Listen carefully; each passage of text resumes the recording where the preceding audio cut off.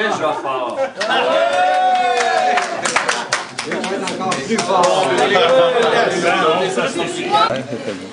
La vague atéquiste a peut-être été un écart de parcours dans l'esprit très traditionnel des gens de Montmagny, de même que peut-être celui de M. Leblanc. Je le savais que ça allait être difficile.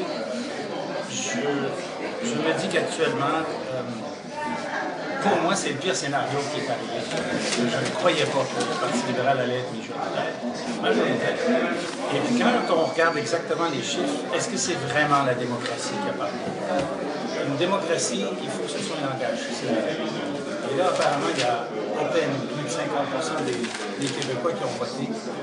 Les Québécois se retournent de bord, sont tout heureux et mettent au pouvoir celui qui était qui s'opposait au peuple en déclenchant des élections, et que ce soit celui-là que l'on nomme. Enfin, c'est une majorité qui n'est pas très claire non plus. Hein. C'est majoritaire, mais beaucoup de comtés sont limites. Je ne sais pas quels seront les résultats finaux là, de tout ça. Moi, je suis déçu comme démocrate. Je trouve qu'on a bafoué la démocratie dans bien des aspects. D'abord, le vote par anticipation, à mon avis, là, il y a un écart. Il va falloir que le directeur des élections vérifie ça. On a permis aux gens d'aller voter avant pour faciliter, marquer que c'est parti d'un bon principe, fort probablement. Mais là, on se rend compte que c'est 14% ou 15% du vote par anticipation. Et bien, ces gens-là n'ont pas pu se prononcer sur les derniers événements qui ont eu lieu en Californie entre le moment où ils ont voté. Et puis, il s'est passé des choses vraiment extraordinaires. Alors, est-ce que ce vote-là est vraiment correct face à ce qui se passe et aux nouveaux enjeux que le peuple québécois va devoir affronter à Ottawa? La démocratie, présentement, elle est malade. Et on la rend malade avec toutes sortes de promesses. Je m'excuse, mais de mouvements pour la contourner. On n'est pas toujours franc face à elle. Les sondages, à mon avis, devraient être réduits beaucoup plus qu'ils le sont présentement parce qu'on ne laisse même plus le citoyen réfléchir. On lui insuffle tout de suite ce que va être le gouvernement avant même qu'il ait pu prendre son choix. Vous vous rendez compte? Ça, c'est... Autrefois, on disait le Québec, les Québécois, on disait le Québec, on tapait sur les Anglais. Je crois que maintenant, il va falloir qu'on tape un peu sur le Québécois lui-même. C'est le Québécois le problème du Québec actuellement. Le Québécois qui se décide jamais clair. On a eu des référendums, c'est jamais clair. Il va falloir que le Québec, face à ce qu'il est ou ce qu'il veut être, s'exprime profondément comme peuple.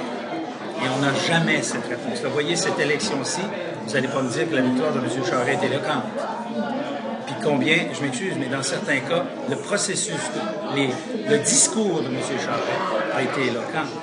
Tout le monde au Québec s'est plaint qu'on n'aurait jamais pu parler des vrais enjeux. C'est de la tripoterie générale et on accepte ça comme peuple. Est-ce que la démocratie a vraiment parlé? Je vous laisse la question, je n'ai pas de réponse parce que je dois y réfléchir moi-même très profondément. Et c'est un manque de maturité, cette élection.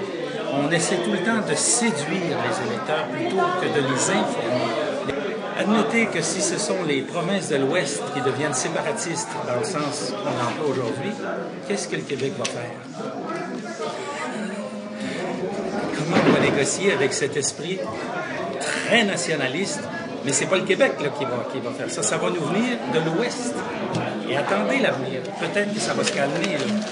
Mais ça pourrait théoriquement arriver que la souveraineté du Québec vienne du fait que ce soit les provinces de l'Ouest qui nous invitent à le faire.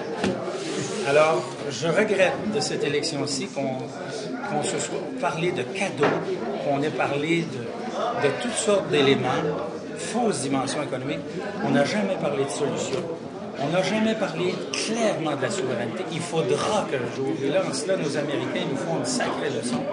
Les Américains ont eu, dans leur vie, le pays qui se disait le plus rattaché à la liberté, alors que, comme vous savez, on avait l'esclavage dans le sud, les Blancs en avant, les Noirs en arrière.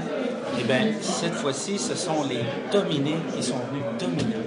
Il n'y a rien d'impossible. Il ne faut pas oublier que le Canada est formé de plusieurs provinces Et quand je dis aux gens, les séparatistes, moi je dis aux gens, on l'est déjà séparés, mes amis.